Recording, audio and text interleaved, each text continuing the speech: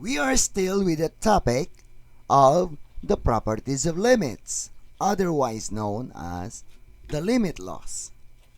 And for the fifth law of limit, we have the limit of the function f of x over the function g of x as x approaches a is equal to some value L sub 1 over some value L sub 2, provided that L sub 2 is not equal to 0. For an example, we have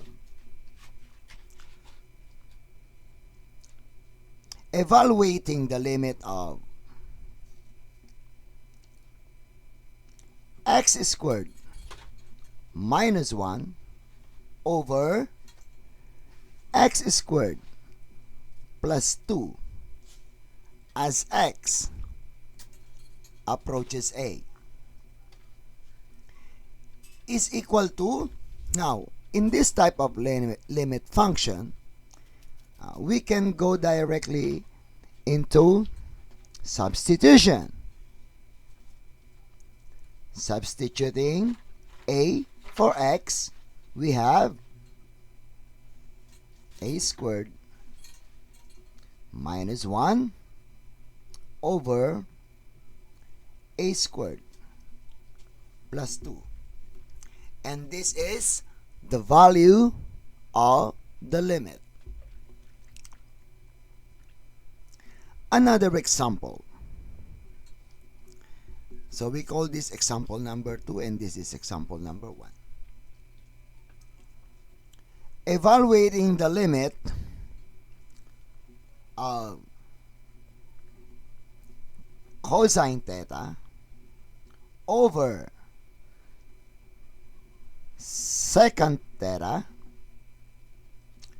as theta approaches pi over 2. Now, by examining the limit function, we can see that the denominator can be expressed in terms of the numerator cosine theta, because from the trigonometric identities, secant theta is equal to 1 over cosine theta. So rewriting the limit, we have the limit of cosine theta over 1 over cosine theta as theta approaches pi over 2.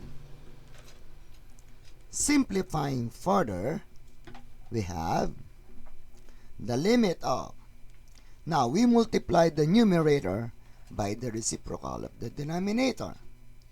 We have cosine theta times cosine theta as theta approaches pi over 2. So we have the limit of cosine squared theta as theta approaches pi over 2. Now, evaluating this limit by substituting pi over 2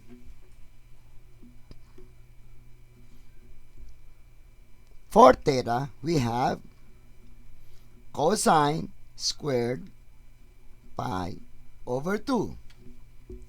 Now, from the table of values of trigonometric functions, we can see that the cosine of pi over 2 is equal to 0.